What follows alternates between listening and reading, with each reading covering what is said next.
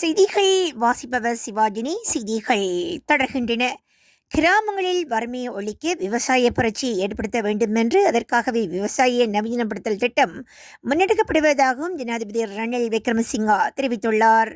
ஒருமய தேசிய வேலை திட்டத்தின் கீழ் மகாவலி வலய வளாகத்தில் தெரிவு செய்யப்பட்ட 45,283 பேரில் 1,524 பேருக்கு எம்பலப்பட்டி மகாவலி விளையாட்டு அரங்கில் இன்று காணி உறுதிகளை வழங்கும் நிகழ்வு இடம்பெற்றது.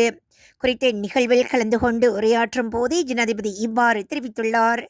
இதுகுறித்து அவர் மேலும் தெரிவித்துள்ளதாவது, ஒருமைய திட்டத்தின் காணிகளை வழங்க வேண்டியவர்களுக்கு அடுத்த 2 மாதங்களில் காணிகளை பெற்றுக் கொடுக்குமாறு பணிப்புரை விடுத்துள்ளேன். நாட்டில் 75 வருடங்களாக மக்களுக்கு காணி உறுதிகள் வழங்கப்பட்டிருக்கவில்லை. தற்போது சட்டப்பூர்வமாகவே அந்த உறுதிகளை வழங்க நடவடிக்கைகள் எடுக்கப்பட்டுள்ளது. இது ஒரு வகையான புரட்சியாகும். விவசாயிகளுக்கு காணி உறுதிகளை வழங்கியது போலவே கொழும்பு மக்களுக்கும் அடுக்குமாடி குடியிருப்புகளின் வீட்டு உரிமைகள் வழங்கப்படும். அதனால் 2,86,000 பேருக்கு வீட்டு உரிமைகள் கிடைக்கும். விவசாய மக்களுக்கு நன்றி செலுத்தும் வகையில் இந்த ஒருமைய வேலை திட்டம் அரசாங்கத்தினால் ஆரம்பிக்கப்பட்டிருக்கின்றது. கிராமங்களில் வறுமையை ஒழிக்க விவசாய புரட்சியை ஏற்படுத்த வேண்டும். அதற்காகவே விவசாயம் நவீனப்படுத்த திட்டம் முன்னெடுக்கப்படுகின்றது என்று இவ்வாறு ஜனாதிபதி தெரிவித்துள்ளார்.